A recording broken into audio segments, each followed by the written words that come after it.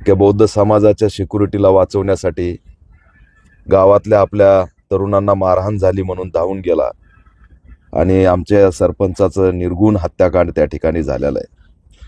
आज वर्ष झालं आम्ही सगळे न्यायाच्या प्रतीक्षेत आहेत, पण दुर्दैवाने न्यायाची थट्टा होताना आम्हाला दिसते।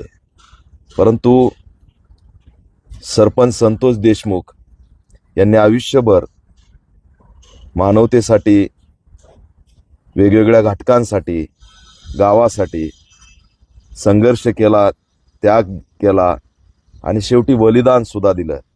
त्याच्यामुळे त्यांना न्याय या ठिकाणी मिळाल्याशिवाय राहणार नाही।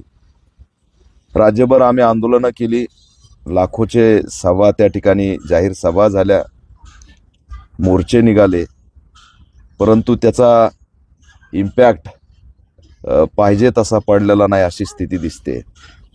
कारण राज्याचं जे सरकार आहे त्यांची मानसिकता न्याय देण्याची कुठंतरी दिसत नाही। त्याच्यामुळे हा विलंब जो आहे तो एक प्रकारे न्यायाची थट्टा आहे असं मी या ठिकाणी जाहीर करतो। आणि येणाऱ्या जानेवारीपासून किंवा या मसाजोग गावचे जे काही ग्रामस्थ असतील, कुटुंब असेल, हे जो काही लढा पुढं जे ठरवतील त्या लढ्यामध्ये मी कायम तशाच पद्धतीने उभा राहील जसा वर्षभरापूर्वी उभा होतो। खरोखर आज या गावामध्ये वर्ष झालंय तरीसुद्धा तीच दाहकता आहे, तीच तीव्रता आहे। कारण अतिशय क्रूरतेने संतोष देशमुख यांना संपवण्यात आलं होतं। त्याच्यामुळे प्रत्येकाच्या या ठिकाणी मागणी आहे की फाशी झाली पाहिजे।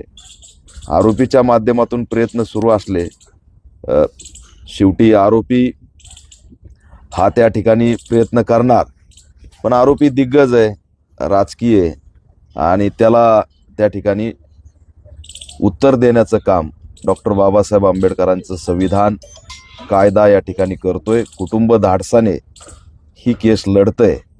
आता ही केस वर्षभरापासून कुटुंबाची नाही, तर ही संपूर्ण महाराष्ट्राच्या प्रत्येक मानवतावादी, संविधानवादी, बहुजनवादी माणसाची झालेली ही लढाई आहे।